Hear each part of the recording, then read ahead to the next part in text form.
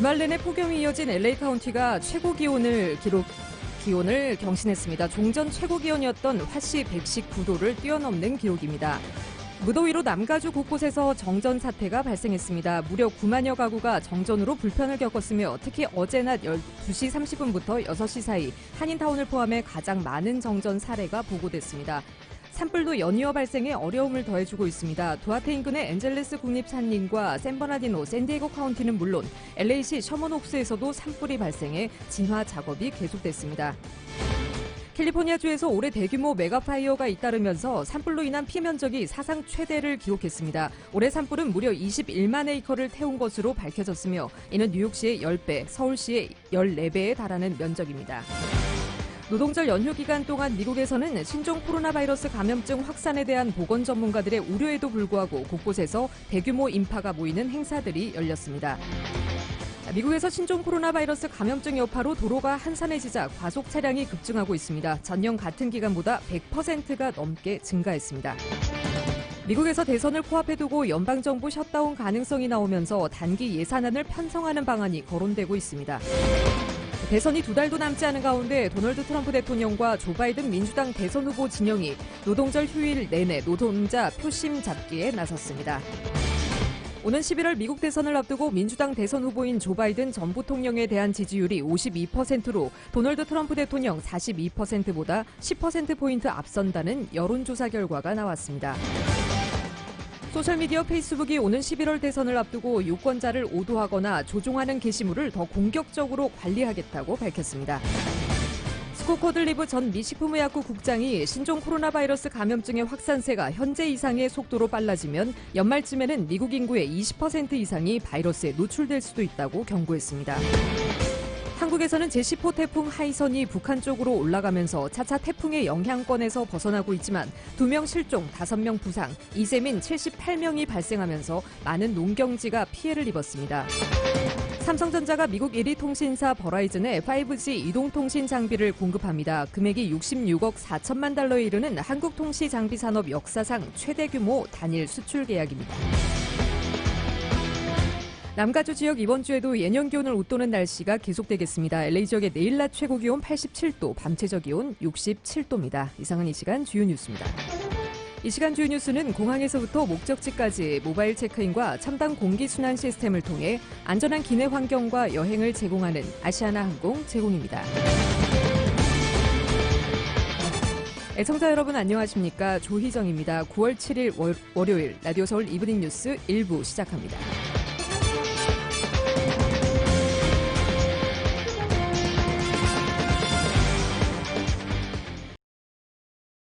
먼저 로컬 소식입니다. 주말 내내 폭염이 이어진 캘리포니아주 카운티가 최고 기온 기록을 경신했습니다. 캘리포니아주 LA 카운티가 최고 기온 기록을 경신했습니다. 기상당국에 따르면 어제 LA 카운티 오드랜드 힐즈 지역의 최고 온도가 화씨 121도까지 치솟았다고 CNN 방송과 CBS 방송 등이 보도했습니다. 이는 종전 최고 기온이었던 2006년 7월 22일에 화씨 119도를 뛰어넘는 기록입니다. 국립기상청은 오드랜드 힐즈의 기록적인 고온이 캘리포니아 주 내 폭염 경보가 내려진 벤토아나 산타바바라 카운티 중에서도 가장 높다고 밝혔습니다. 그 외 샌루이스 오비스포 카운티의 파소 로블레스의 기온도 이날 화씨 117도를 기록했습니다. 이 수석 기상학자는 오드랜드 힐즈는 바닷바람의 영향을 가장 적게 받는 곳이라며 지표면의 높은 온도가 대기 중으로 흡수되고 육지에서 바다로 향하는 약한 바람이 바다에서 불어오는 바람을 막는다고 설명했습니다. 오드랜드 힐즈의 기온이 지금보다 더 오를 수 있다면서 오늘 이 지역의 많은 기록이 깨질 것이라고 전망했습니다. 또 이번 더위는 8일에야 내려가기 시작할 것이며 그 후에도 평년 기온을 웃돌 것이라고 덧붙였습니다. 폭염 속 남가주에서는 대규모 정전 사태가 나 수만 가구가 정전으로 인한 큰 불편을 겪었습니다. LA 수도 전력국 DWP와 남가주 에디슨사 고객 9만 3천 가구 이상의 어제 전력 공급이 중단됐습니다. LA 수도 전력국에 따르면 어젯밤 9시 기준 그 전날인 토요일 정전됐던 7만 7천여 가구의 전력 공급이 다시 이루어졌지만 전력 과다 사용 등으로 정전된 7만여 가구에 대해서는 여전히 복구 작업이 진행 중입니다. 지역별로는 하일랜드 파크 2천여 가구, 미드윌셔 5,100여 가구, 셀마 지역 4,500여 가구, 스튜디오시티 3,700여 가구 등입니다. 미드윌셔에 포함되는 LA 한인타운 일부 지역도 어제 정전됐습니다. 한인타운 거리에 신호등도 작동되지 않아 평소 일요일보다 교통 혼잡이 일기도 했습니다. LADWP는 일부 고객들의 경우 24시간에서 48시간 동안 전력 공급이 이루어지지 않을 수도 있다고 경고했습니다. 그런가 하면 오늘 이른 새벽 기준 남가주 에디슨사 고객들은 LA 카운티의 19,091가구, 오렌지 카운티 지역 4,055가구의 전력 공급에 차질이 빚어지고 있습니다. 이런 가운데 캘리포니아 주정부가 절전을 당부하고 나섰습니다. 게빈 뉴섬 캘리포니아 주지사는 오늘 산불과 폭염 등으로 전력 수급에 어려움이 많다며 캘리포니아 주민들의 적극적인 협조를 요청하고 나섰습니다. 게빈 뉴섬 주지사는 캘리포니아 주민들이 어려운 상황이 닥칠 때마다 위기를 극복해냈다고 강조하고 전력 대란 사태에도 개인과 기업의 협조를 기대한다고 말했습니다. 실수로 튄 불꽃이 서부 지역을 역대 최악의 산불로 몰아넣었습니다. 잠잠해지던 미 서부 지역 산불은 걷잡을 수 없이 커져가고 있습니다. 그동안 산불로 인해 서울시 면적의 14배가 잿더미로 변했습니다. 관련 소식 KBS의 보도입니다.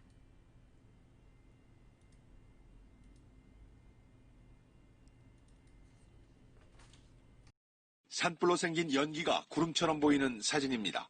화산 폭발 때 나오는 연기처럼 엄청난 규모입니다. 빠른 속도로 촬영한 화면에는 거센 불길이 순식간에 산을 타고 오르며 미 서부 샌버나디노 인근 지역을 잿더미로 만들고 있습니다. 작은 파티에서 터진 폭죽으로 일어난 산불이 점점 커지면서 이제는 걷잡을 수 없을 정도입니다. 위성 사진으로도 미 서부 지역이 산불 연기로 덮이는 모습이 그대로 나타납니다. 한 번 잠잠해졌던 산불은 실수로 번진 이번 불로 캘리포니아주 역대 최악의 산불 기록을 갈아치웠습니다. 210만 에이커, 서울시 면적의 14배가 잿더미로 변했습니다. 콜로라도 주에서도 산불이 번지면서 그 연기에 대낮인데도 어두컴컴합니다. 미 서부 지역 곳곳 74군데에서 산불이 계속되고 있습니다. 강제 대피 명령이 내려졌습니다. 비 없고 건조한 날씨가 계속되는 가운데 기온은 섭씨 49도를 육박하고 있습니다. 산불이 나고 퍼지는데 최적의 환경으로 여기에 전례 없는 살인적인 폭염은 전력 부족 문제까지 악화시켰습니다. It is really difficult. It's hot. There's not a lot of places to go. 캘리포니아 주지사는 전력 부족, 이로 인한 정전에 대비하라며 전기 아끼라고 촉구했습니다. 산불은 소방관들의 필사적인 노력에도 잡힐 기미를 보이지 않고 있습니다. 코로나19 확산도 가만 놔둘 수 없는 만큼 캘리포니아주는 화재를 피할 수 있는 이동식 코로나19 검사소를 운영한다고 밝혔습니다. 워싱턴에서 KBS 뉴스 김은규입니다. 이번 폭염은 캘리포니아 전역에서 발생한 대규모 산불 사태와 겹치면서 화재 진압에도 난항이 이어지고 있습니다. 캘리포니아주 소방당국에 따르면 현재까지 약 200만 에이커가 불에 탔습니다. 이는 서울시 면적의 14배에 달하는 규모입니다.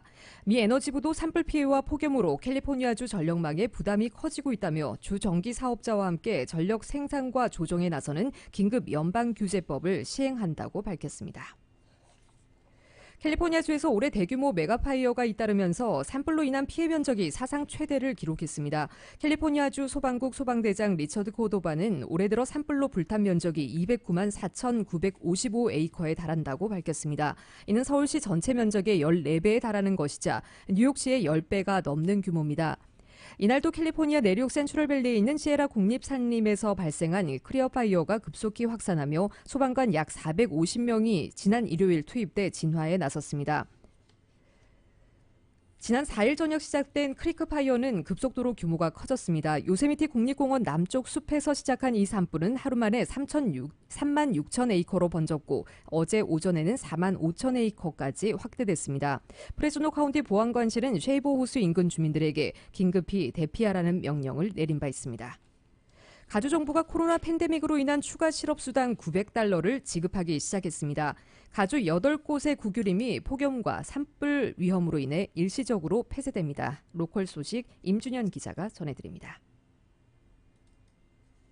가주 정부가 코로나19 팬데믹으로 인한 추가 실업수당을 노동절 연휴를 맞이해 지급을 시작했습니다. 지난 연방정부의 주당 $600 추가 실업수당 지급이 8월 1일로 끝난 이후 연방정부는 일주당 $300씩 총 3주를 더 연장해 추가로 $900를 지급하기로 결정했으며 가주정부는 해당 금액을 7일부터 코로나19로 인해 실직했음을 증명한 310만 명에게 지급하기 시작했다고 전했습니다. 또한 줄리수 캘리포니아 노동부 장관은 가주 정부가 추가로 2주분 총 $600의 연방 승인을 받았으며 해당 금액은 이번 주 이후 지급이 시작될 것이라고 전했습니다. 코로나19로 현재까지 계속 실직된 경우 추가 실업수당을 총 $1,500를 받을 수 있는 것입니다. 하지만 EDD 측은 이러한 모든 혜택을 발송하는 데 최소 2주가 소요될 것이라고 전했습니다. 가주 내의 절반 가까이 되는 8곳의 국유림을 폭염과 산불 위험으로 인해 일시적으로 폐쇄합니다. 해당 국유림은 엔젤레스, 샌버나디노, 클리브랜드, 로스파데스, 스테인슬러스, 시에라, 세키아, 그리고 인요 국유림이며 7일 오후 5시부터 폐쇄됩니다. 또한 가주 전체의 야영이나 캠프그라운드 사용도 한시적으로 이용이 제한됩니다. 국유림청 관계자는 산불의 위험도를 계속해서 주시할 것이며 국유림을 재개장하는 날짜에 대해선 아직 정하지 않은 상태라고 전했습니다. 한편 개빈 뉴섬 주지사는 6일 샌버나디노 카운티를 포함한 가주 5개 카운티에 산불 비상사태를 선포했습니다. 해당 카운티는 프레즈노, 마데라, 마리포사, 샌디에이고, 샌버나디노 카운티입니다. LA 카운티가 아주사 엔젤레스 국유림에서 발생한 밥캣 산불로 인한 공기오염주의보를 내렸습니다. LA 카운티는 산 가브리엘 마운틴스, 이스트 샌 가브리엘 밸리, 포모나 월럽 밸리 지역의 거주민들은 산불의 직접적인 영향을 받을 것으로 보인다고 전했습니다. 또한 지역 주민들에 의하면 산불로 인한 재들이 날아다니고 있다고 보고됐습니다. 산불로 인한 연기는 바람의 영향으로 인해 알케디아, 아주사, 글렌도라, 업랜드, 샌버나디노 국유림 쪽으로 흘러가고 있습니다. 또한 산타 클라리타 지역과 산타모니카 마운틴스 지역에도 연기가 보이거나 연기에 직접적인 영향이 끼치고 있는 것으로 나타났습니다. 공기오염주의보는 최소 8일까지 이어질 것으로 보입니다. 라디오 서울 뉴스 임준현입니다. LA 지역의 코로나19 수치가 크게 감소하고 있습니다. LA 카운티는 어제 기준으로 신규 감염이 798명, 사망이 5명으로 각각 나타났다고 밝혔습니다. 입원 환자 숫자도 어제 966명으로 5일 984명에서 18명이 더 줄었습니다. 지난 8월 초 2,000명을 넘었던 때와 비교하면 약 한 달여 만에 무려 50% 정도로 감소한 것입니다. LA 카운티에서는 지금까지 약 237만 3천여 명 이상이 코로나19 감염 여부를 검사하는 테스팅을 받았고 그중에서 약 10%가 확진자들인 것으로 나타났습니다.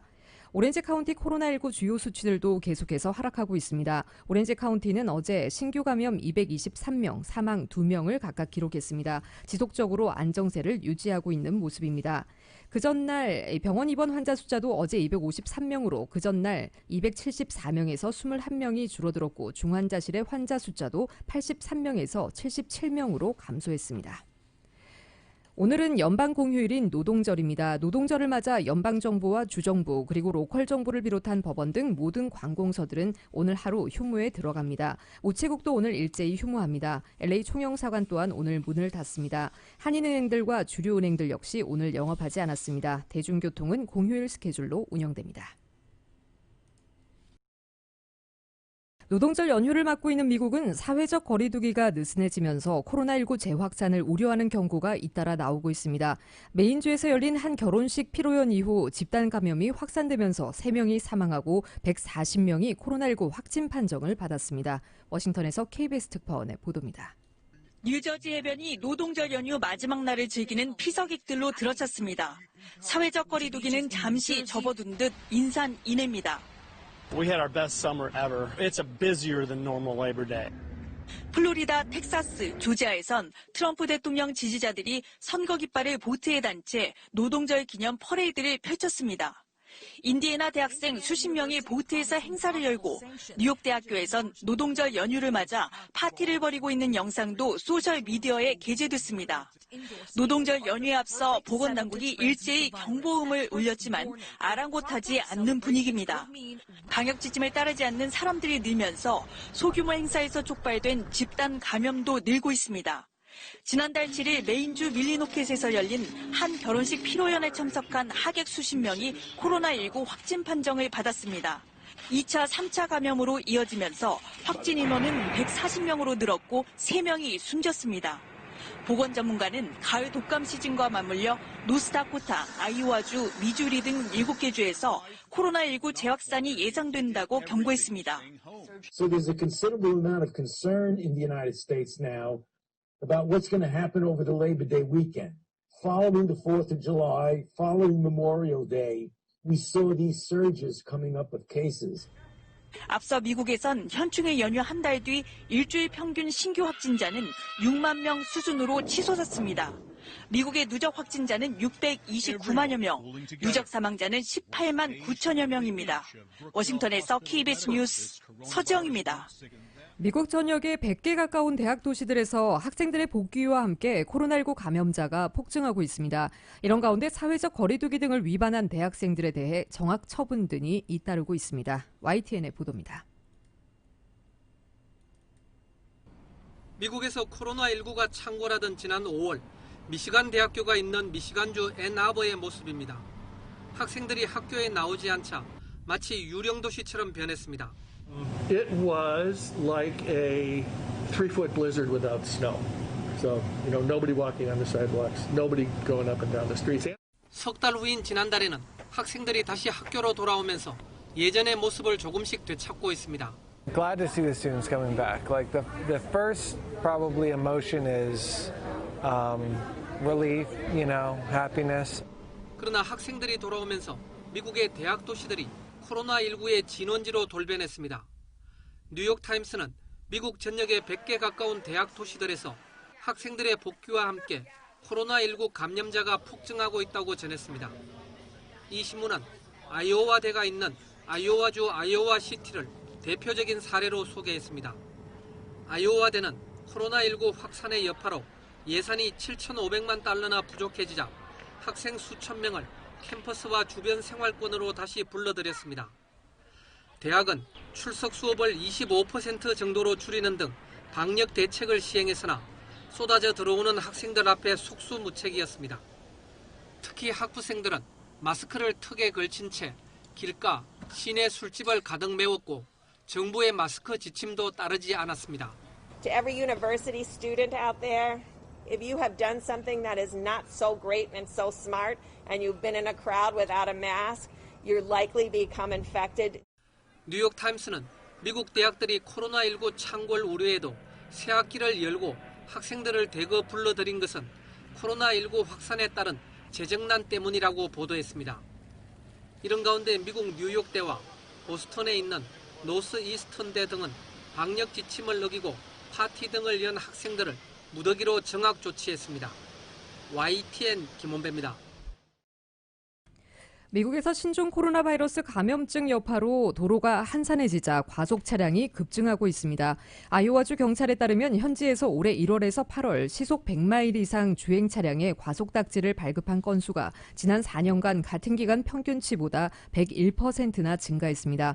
캘리포니아주 고속도로 순찰대 역시 올해 3월 중순부터 8월 19일까지 시속 100마일 이상 주행 차량에 발급한 과속 딱지가 15,000장이 넘는다고 밝혔습니다. 이는 전년 같은 기간보다 100% 넘게 증가한 것입니다. 경찰은 코로나19 사태로 이동하는 사람이 줄어들어 도로가 비자, 운전자들이 마음 놓고 과속하는 것으로 보고 있습니다. 특히 코로나19 사태 초기 단속 인력이 줄어들어 운전자들이 경각심을 덜 기울이게 됐을 수 있다는 분석도 나오고 있습니다. 스콧 코들리브 전 미 식품의약국 FDA 국장이 신종 코로나 바이러스 감염증 확산세가 현재 이상의 속도로 빨라지면 연말쯤에는 미국 인구의 20% 이상이 바이러스에 노출될 수도 있다고 말했습니다. 고틀리브 전 국장은 CBS 방송의 시사 프로그램과의 인터뷰에서 코로나19가 가을철로 접어들면서 여름철보다 더 공격적으로 확산할 것으로 예상한다며 이처럼 밝혔습니다. 그는 코로나19의 확산세가 심해질 것으로 보는 또 다른 이유로 사람들이 마스크 착용, 사회적 거리두기 등을 지켜오면서 이를 지키려는 의지가 점차 흐트러지고 있다는 점도 꼽았습니다. 또 코로나19 백신이 연내 개발되더라도 광범위한 사용은 어려울 것이라고 내다봤습니다. 그는 백신이 올해 광범위하게 사용될 가능성은 극히 낮다며 감염 우려가 매우 높은 의료진이나 간병 인력 등 제한적 대상에 한해 일단 사용될 것이라고 말했습니다. 대선이 2달도 남지 않은 가운데 도널드 트럼프 대통령과 조 바이든 민주당 대선 후보 진영이 오늘 노동절 휴일을 맞아 노동자 표심 잡기에 나섰습니다. 트럼프 대통령은 트위터에 글을 올려 백악관에서 오후에 노동절 기자회견을 연다고 알리고 일자리 조치와 경제 회복이 대단해 보인다. 행복한 노동절이라고 밝혔습니다. 이는 신종 코로나 바이러스 감염증 대유행 상황 속에서도 최근 일자리 지표 개선과 경제 회복 흐름을 강조함으로써 코로나19 대응 실패를 상쇄하려는 행보로 보입니다. 바이든 후보는 주요 경합주의자 이른바 러스트벨트, 즉 쇠락한 제조업지대로 분류되는 펜실베니아주 해리스버그를 찾습니다. 양당 부통령 후보들도 경합주의자 러스트벨트에 속하는 격전지 위스콘신주를 찾아 표심 확보에 나서게 됩니다. 민주당의 카멜라 해리스 부통령 후보는 위스콘신 흑인 허브 미러키를 찾아 국제전기노동자연맹 훈련시설을 둘러보고 노동자들과 대화합니다. 양측의 위스콘신 행과 관련해 뉴욕타임스는 두 사람이 같은 날 같은 주를 방문하지만 매우 다른 지역에서 매우 다른 청중과 하루를 보낼 것이라고 말했습니다. 트럼프 대통령은 이번 주 후반 노스캐롤라이나와 플로리다, 미시간, 펜실베니아주를 방문할 계획이라고 로이터 통신은 전했습니다. 이 지역은 모두 주요 경합주로 꼽히는 곳입니다. 트럼프 대통령이 2018년 프랑스 방문 당시 미군 유해가 안장된 묘지 방문을 취소하고 전몰 미군 장병을 패배자로 불렀다는 기사 여진이 계속되고 있습니다. 트럼프 대통령은 퇴역 군인을 중심으로 한 보수층의 반발을 염두에 둔 듯 완전히 조작된 얘기라고 말했습니다. KBS의 보도입니다. 휴일인 노동절을 맞아 기자회견을 가진 트럼프 대통령. 모두 발언이 끝나고 순국장병 폄훼 논란에 대한 질문을 받자 완전히 조작된 얘기라고 말합니다. The story is a hoax written by a guy who's got a tremendously bad history. The magazine itself, which I don't read, but I hear it's just totally anti-Trump. 트럼프 대통령이 프랑스의 미군 묘지 방문을 취소하면서 전몰 장병들을 패배자로 불렀다는 내용의 기사를 쓴 애틀랜틱의 편집장은 오바마와 클린턴 지지자라고 했습니다. 악의적인 기사라는 겁니다. 그러면서 당시 안개가 짙어서 헬기를 띄울 수도 없었고 차로 가자니 파리 시내를 통제하고 벗어나야 했는데 여의치 않았다고 했습니다. Paris police were asking us, please don't do it because they're not ready. 비교적 긴 시간 내놓은 트럼프 대통령의 이 같은 해명은 퇴역 군인과 보수층의 반발을 의식한 것으로 보입니다. 하지만 트럼프 선거 캠프의 고위 인사가 바이든 후보가 아들 보 바이든의 묘지를 방문한 영상과 이를 조롱하는 듯한 트윗을 올려 논란은 오히려 확산되고 있습니다. 바이든 후보가 할 일 없이 거닐고 있다는 취지의 글까지 올린 것인데 2015년 암으로 세상을 떠난 보 바이든은 이라크전 참전 용사고 훈장까지 받은 바 있습니다. 전몰장병 폄훼 논란에 이어 아들 묘역을 방문한 바이든 후보를 조롱한 트윗까지 보수층 끌어안기에 사활을 걸고 있는 트럼프 진영이 자칫 보수층의 이탈을 불러오지 않을까 걱정하는 분위기입니다. 워싱턴에서 KBS 뉴스 금채령입니다. 오는 11월 미국 대선을 앞두고 민주당 대선 후보인 조 바이든 전 부통령에 대한 지지율이 도널드 트럼프 대통령보다 10%포인트 앞선다는 여론조사 결과가 나왔습니다. CBS 방송에 따르면 이 매체가 여론조사기관 유고브와 함께 지난 2일부터 4일까지 유권자 2,493명을 대상으로 조사한 결과 응답자의 52%는 오는 대선에서 바이든 후보를 찍겠다고 답했습니다. 트럼프 대통령을 찍겠다고 답한 응답자는 42%에 그쳤습니다. 바이든을 지지하는 응답자의 87%, 트럼프 지지자의 84%는 자신들의 지지가 매우 강하다고 답했습니다. 이는 지난달 여론조사 때보다 각각 5%포인트, 2%포인트 높아진 수치로 대선이 다가오면서 두 후보의 지지자들이 결집하고 있음을 보여줍니다. 11월 대선을 앞두고 후보 토론회가 줄줄이 예정된 가운데 도널드 트럼프 대통령이 조 바이든 민주당 대선 후보보다 토론에서 우위를 점할 것으로 보는 유권자가 더 많다는 여론조사 결과도 나왔습니다. 일간 USA 투데이와 서퍽대가 지난달 28일에서 31일 등록 유권자 1000명을 상대로 실시한 여론조사 결과에 따르면 응답자의 47%가 트럼프 대통령이 대선 토론회에서 이길 것으로 예상했습니다. 바이든이 우위를 보일 것이라는 응답자는 41%였습니다. 무당파 유권자 중에서 는 47%가 트럼프가 토론에서 승리할 것으로 내다봐 바이든 우세를 점친 유권자보다 10%포인트 많은 것으로 조사됐습니다. 트럼프 대통령과 바이든 후보는 이달 29일 클리블랜드에서 폭스뉴스 선데이 진행자인 크리스 월러스의 사회로 첫 토론회를 하는 데 이어 10월 15일 플로리다주, 10월 22일 테네시주 등 모두 3차례 TV 토론에서 맞대결합니다. 미국에서 대선을 코앞에 두고 연방정부 셧다운, 일시적 업무 정지 가능성이 나오면서 단기 예산안을 편성하는 방안이 거론되고 있습니다. 스티븐 무누신 재무장관은 민주당 소속인 낸시 펠로시 하원의장과 단기 예산안을 놓고 합의에 도달했다고 말했습니다. 무누신 장관은 우리는 명확한 단기 예산안을 시행할 것이라며 12월 초까지 적용되는 예산안이라고 설명했습니다. 단기 예산안은 연방정부 예산을 단기적, 일시적으로 투입하는 법안으로 의회를 통과해야 합니다. 현재로서는 정부 자금 기한이 이달 말 만료됨에 따라 그 전에 손보지 않으면 오는 10월 1일부터는 셧다운이 불가피한 상황입니다. 그러나 하원에서는 신종 코로나 바이러스 감염증에 따른 경기 부양 예산안 규모를 놓고 민주당과 공화당이 대립각을 세우면서 연방정부 예산안은 우선순위에서 밀려나 있었습니다. 신종 코로나 바이러스 감염증 사태 중 대선을 치르는 미국에서 오프라인 투표소 인력이 대거 부족할 것으로 전망되자 기업들이 지원에 나서고 있습니다. 최근 마이크로소프트와 우버, 스타벅스, 의류업체 갭, 파타고니아 등 70개 이상 기업은 직원들에게 현장 투표소 봉사에 나설 것을 촉구하고 있습니다. 월스트리트저널은 사전투표일 및 대선 당일 투표소 봉사를 희망하는 사람들과 사전 훈련을 제공하는 지자체를 연결해주는 파워 더 폴스 캠페인에 이들 업체가 참여하고 있다고 설명했습니다. 참여업체 일부는 직원들이 투표일에 봉사할 수 있도록 유급 휴가를 내줄 계획입니다. 소셜미디어 페이스북이 오는 11월 대선을 앞두고 유권자를 오도하거나 조종하는 게시물을 더 공격적으로 관리하겠다고 밝혔습니다. 니클레그 페이스북 부사장은 지금부터 대선일인 11월 3일까지 훨씬 더 강력하게 시행할 것이라고 말했습니다. 그러면서 우리는 대선 캠페인과 보조를 맞추고 있다면서 우리 정책을 꾸준하게 이어가겠다고도 강조했습니다. 이런 발언은 페이스북이 앞서 내놓은 게시물 관리 정책을 재차 언급한 수준으로 풀이됩니다. 페이스북은 2016년 대선 당시 가짜뉴스가 활개치는데 적극 대응하지 않았다는 비판을 받았는데 오는 11월 대선을 앞두고도 이런 논란이 고조되고 있습니다. 또 마크 저커버그 최고 경영자는 지난 1일 투표 기반 시설 개선에 3억 달러 기부를 약속하기도 했습니다.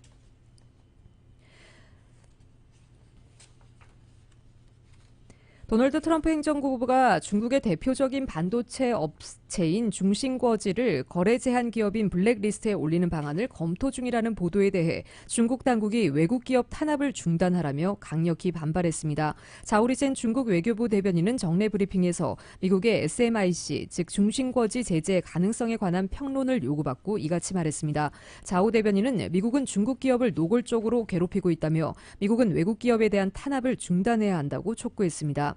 그는 이어 중국은 이미 여러 차례 미국의 근거 없는 중국 기업 압박에 대해 엄중한 입장을 표했다면서 미국은 최근 아무런 근거도 제시하지 못하는 상황에서 국가 안보를 이유로 국력을 남용해 중국 기업에 대해 각종 제재를 하고 있다고 지적했습니다. 미국의 SMIC 제재 가능성 보도에 이날 SMIC 주가는 홍콩과 중국 증시에서 폭락했습니다.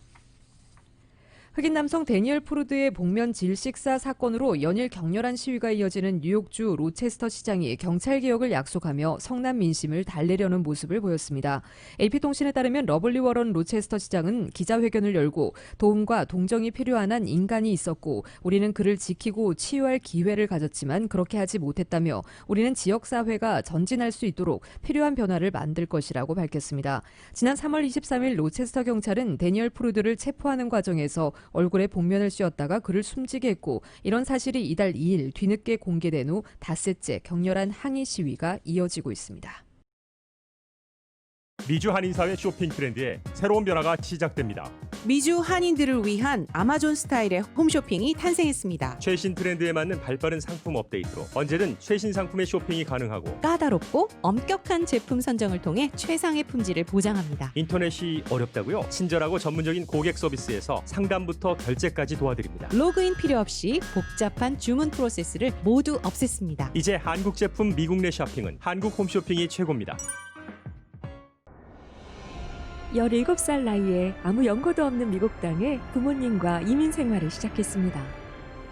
낯선 문화와 언어로 힘들었던 우리 가족에게 한인 커뮤니티가 건넨 온정의 손길이 미국 사회에서 외과 의사로 당당히 성장할 수 있는 큰 힘이 됐습니다. 아프고 지친 이민 생활에서 항상 혼자라고 생각하시는 분들에게 이제 외과 의사 장지아가 큰 힘이 되고 싶습니다.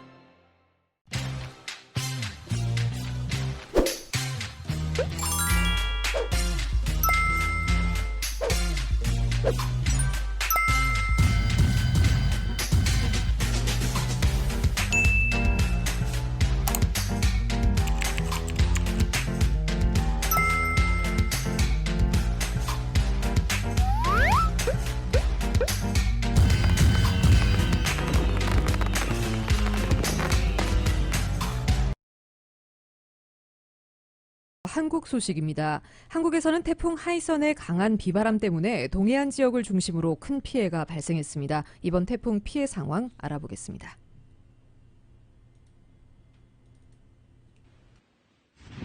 부산 동쪽 50km 해상까지 근접했던 태풍 하이선. 광안대교 근처 바다에서 거대한 파도가 끝없이 몰려옵니다. 태풍 마이삭이 지나간 지 나흘 만에 또다시 부산 지역은 몸살을 앓았습니다. 높은 파도가 방파제를 넘어 조선소 안쪽으로 들이칩니다. 태풍의 영향에 놓인 울산의 조선소에서는 도로는 물론 공장 곳곳이 침수돼 복구 작업이 이루어졌습니다. 주행 중인 차량 쪽으로 불꽃이 튀며 전봇대가 쓰러집니다. 운전자는 간발의 차이로 사고를 피합니다. 이번 태풍은 경북 포항 구룡포에서 최대 순간 풍속 초속 42m를 기록했습니다. 강풍의 전신주와 가로수, 시설물 파손이 잇따랐습니다.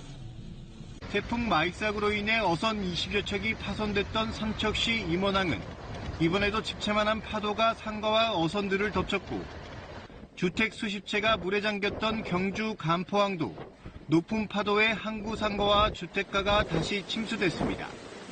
거세게 흐르는 흙탕물 한가운데 차 한 대가 위태롭게 서 있습니다. 폭우로 도로 위에 급류가 생겨 차량이 고립된 겁니다. 운전자도 내리지 못하는 상황. 사다리를 가지고 접근한 구조대원들이 겨우 구해냈습니다.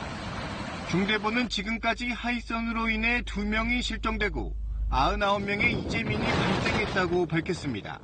또 1,200여 곳의 시설이 파손됐고 7만 5천여 세대가 정전 피해를 겪었습니다. KBS 뉴스 김유대입니다. 태풍 하이선은 애초 예상과는 달리 울산에 상륙해 9호 태풍 마이삭과 흡사한 경로로 내륙을 관통했습니다. 태풍이 일본 규슈를 거치며 한 차례 약화한 상태에서 한반도에 상륙해 최악의 상황은 피할 수 있었습니다. YTN의 보도입니다. 우와. 태풍이 부산에 가장 가까이 다가섰던 오전 8시. 초속 30m 안팎의 강풍과 시간당 30mm의 폭우가 남해안을 강타했습니다. 이후 10호 태풍 하이선의 진로는 해상이 아닌 내륙으로 바뀌었습니다. 애초 예상보다 약간 서쪽으로 방향을 틀어 오전 9시 울산에 상륙한 것입니다. 이후 동해안을 따라 북진한 뒤 오후 1시 반 강릉 부근에서 다시 동해로 이동했습니다. 9호 태풍 마이삭과 흡사한 경로로 내륙을 관통하며 피해는 영남과 영동 지방에 집중됐습니다. 태풍 하이선은 상륙 당시 마이삭처럼 강한 태풍의 위력을 유지했습니다. 만일 일본 규슈를 거치며 한 단계 약화하지 않았다면 최악의 상황을 맞을 수도 있었습니다. 태풍이 이제 그 우측 반원이 이 육지 쪽으로 부딪히게 되면 세력이 상당히 약해집니다. 따라서 이제 규슈 쪽으로 갖다 지나오면서 이 세력이 좀 많이 약해지는 것으로 생각이 됩니다. 8호 바비부터 10호 하이선까지 일주일에 하나씩 연속 3개의 매우 강한 태풍이 우리나라에 영향을 준 것은 올해가 처음입니다. 연이은 태풍에 아직 발생하지도 않은 11호 태풍 노을에 대한 누리꾼들의 관심도 뜨거웠습니다. 우리나라 주변에 태풍의 길이 열려 있는 만큼 다음 달 상순까지는 태풍 북상에 대한 지속적인 경계가 필요합니다. YTN 김민우입니다. 추미애 법무장관 아들이 카투사로 군복무를 하던 중 부대를 옮겨달라거나 올림픽 통역병으로 선발해달라는 청탁이 있었다는 주장이 제기됐습니다. 모두 거절됐지만 청탁금지법 위반 논란이 뒤따를 것으로 보입니다. KBS의 보도입니다. 추미애 장관 아들이 카투사로 복무할 당시 부대 총책임자였던 예비역 대령 이모 씨는 크게 2가지 청탁이 있었다고 주장했습니다. 우선 다른 부대로 옮겨달라는 부탁입니다. 이사단 와서 용산으로 보내달라는 것도 제가 주정대를 했고. 추 장관 가족을 수료식 때 직접 만났다고도 주장했습니다. 제가 직접 추미애 남편 그 서교수하고 시어머니를 앉혀놓고서 청탁하지 말라고. 2017년 평창올림픽을 앞두고는 통역병으로 뽑으라는 청탁이 있었다고 주장했습니다. 당시 송영무 국방장관실과 국방부의 국회 연락단 관계자의 청탁이 있었다고 했지만 구체적인 이름은 밝히지 않았습니다. 이 씨는 이후 영어 성적 대신 추첨으로 선발 방식을 바꿨고 추 장관 아들은 선발되지 않는 등 청탁을 모두 거절했다고 말했습니다. 제가 선발 방법을 바꾼 거예요. 그 소일병까지 포함해서 지원원 애들 다 집합시켜놓고 니들이 하도 청탁을 많이 해서 내가 제일 복귀한다. 추 장관 아들의 변호인은 선발 절차를 알아보는 전화였다면 문제되지 않는다고 본다면서 결과적으로 선발되지 않았으므로 추가로 밝힐 입장은 없다고 말했습니다. 국민권익위원회는 국민의힘이 추 장관의 아들을 고발한 사건과 관련해 장관의 업무 수행이 이해 충돌에 해당하는지를 검토 중입니다.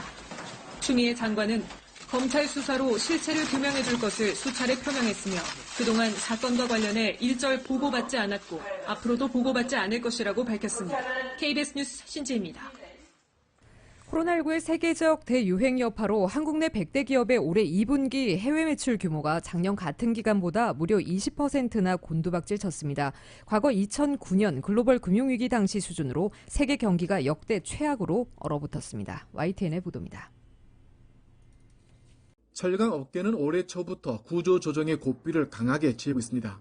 현대제철은 사옥 매각과 전기로 열연 공장 가동을 중단했고 포스코는 중국 가공센터 매각과 일부 시설 가동 중단, 임금 동결 등에 나섰습니다.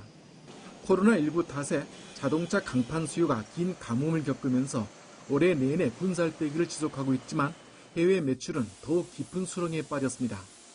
지난 2분기 철강 금속 업종은 해외 매출이 지난해보다 7조가량 증발해 1년 사이 80% 넘게 추락했습니다.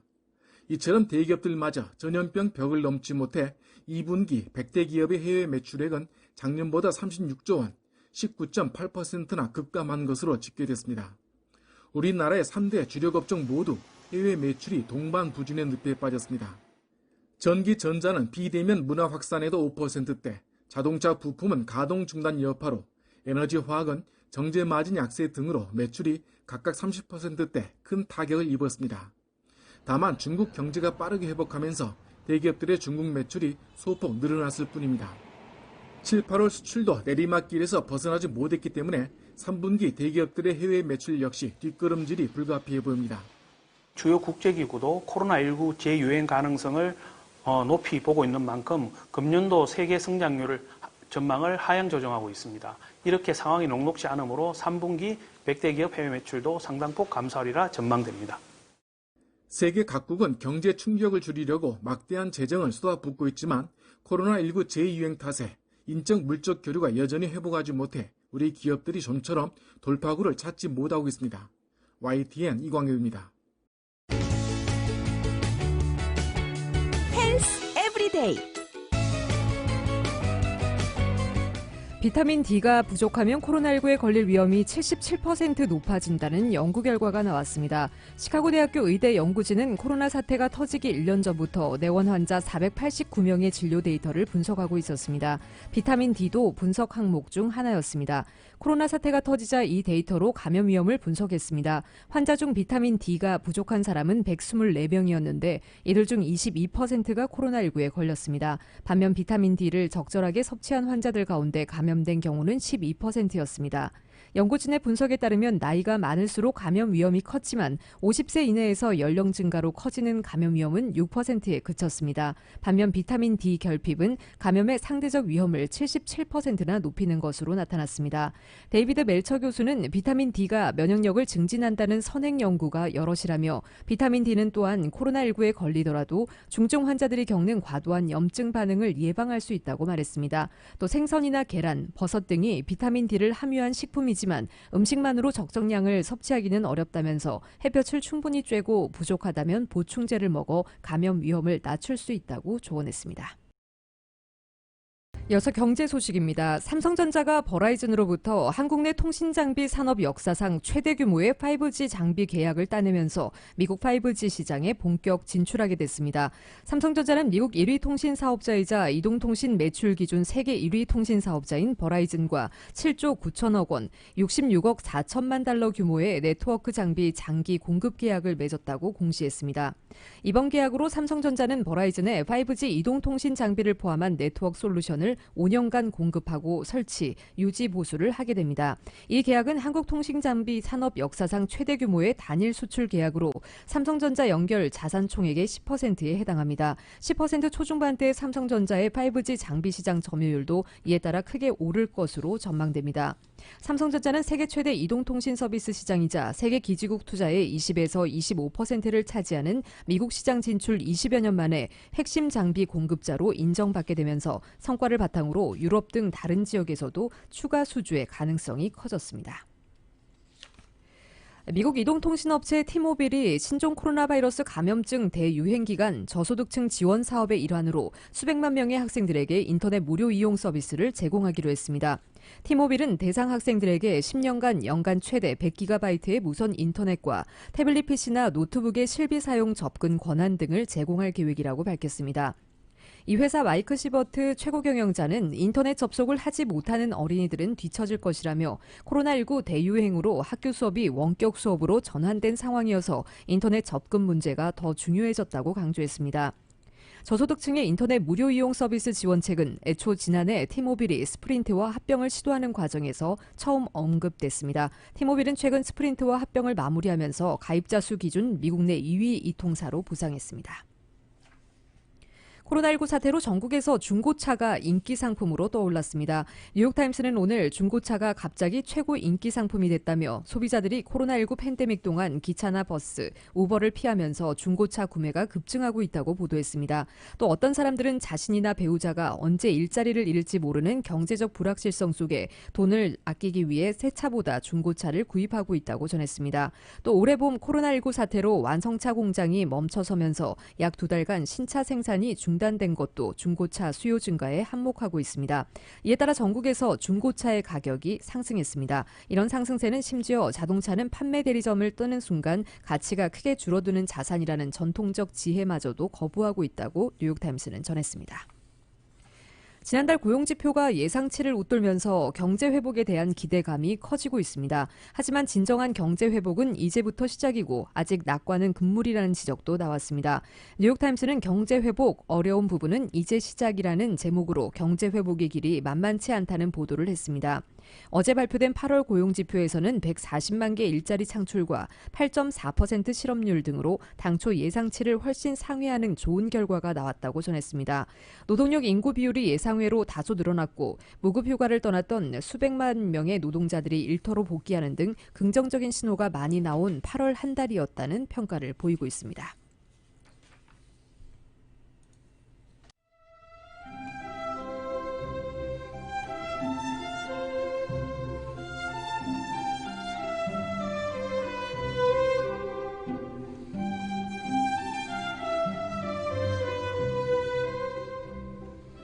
(9월 7일) 월요일 오늘 밤과 내일 날씨입니다. 주말 동안 이어진 폭염의 기세는 오늘 낮 기온이 어제보다는 10도 이상 떨어지면서 한풀 꺾였지만 여전히 평년 기온을 웃도는 더위를 보이고 있습니다. 화요일인 내일은 오늘보다 낮 기온 1, 2도가량 내려가지만 이번 주 내내 예년 기온을 웃도는 날씨가 계속 이어지겠습니다. LA 한인타운의 내일 낮 최고 기온 87도, 밤 최저 기온 67도입니다. 오렌지 카운티 지역 85도, 70도, 벨리와 인랜드 엠파이어 지역 90도, 68도, 해안 지역의 내일 낮 최고 78도, 밤 최저 66도입니다. LA 지역 오늘 밤 약간 흐리겠습니다. 오늘 밤 최저 기온 70도입니다. 한국은 태풍의 여파로 오전까지는 중부 곳곳에 산발적인 비가 이어지겠습니다. 하지만 낮부터는 하늘이 점차 개겠고 남부지방을 중심으로 낮더위가 나타나겠습니다. 서울의 오늘 낮 최고 기온 화씨 78도, 밤 최저 기온 화씨 66도입니다.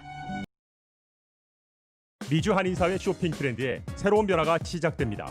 미주 한인들을 위한 아마존 스타일의 홈쇼핑이 탄생했습니다. 최신 트렌드에 맞는 발빠른 상품 업데이트로 언제든 최신 상품의 쇼핑이 가능하고 까다롭고 엄격한 제품 선정을 통해 최상의 품질을 보장합니다. 인터넷이 어렵다고요? 친절하고 전문적인 고객 서비스에서 상담부터 결제까지 도와드립니다. 로그인 필요 없이 복잡한 주문 프로세스를 모두 없앴습니다. 이제 한국 제품 미국 내 쇼핑은 한국 홈쇼핑이 최고입니다. 17살 나이에 아무 연고도 없는 미국 땅에 부모님과 이민 생활을 시작했습니다. 낯선 문화와 언어로 힘들었던 우리 가족에게 한인 커뮤니티가 건넨 온정의 손길이 미국 사회에서 외과 의사로 당당히 성장할 수 있는 큰 힘이 됐습니다. 아프고 지친 이민 생활에서 항상 혼자라고 생각하시는 분들에게 이제 외과 의사 장지아가 큰 힘이 되고 싶습니다.